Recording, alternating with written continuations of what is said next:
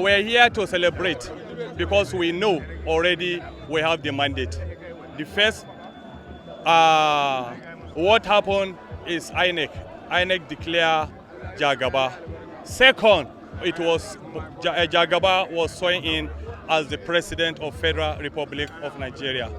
And now today again, court will also, declare him the winner. And we are urging the supporters of Peter Obi and Atiku Abubakar to come and embrace our country. Years and above, and I can tell you that all the elections that I have seen, the one that has a national spread, fiercely contested, is this election, and we emerge victorious, and our president is declared winner. So I don't know why people are, but of course it's a democracy. You are free to go to any court to challenge.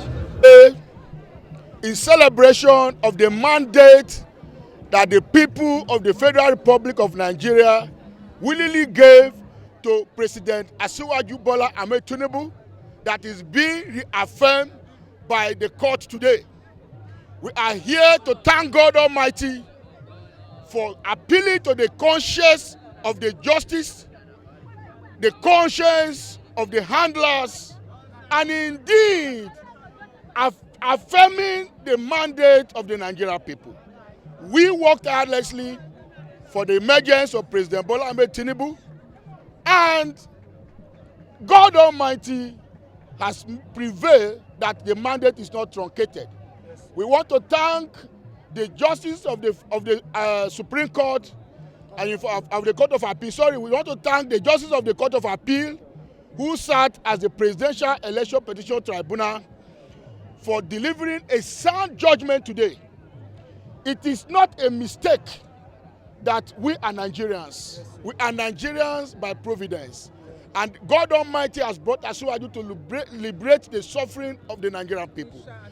Asiwaju has come with so many promises and is fulfilling them.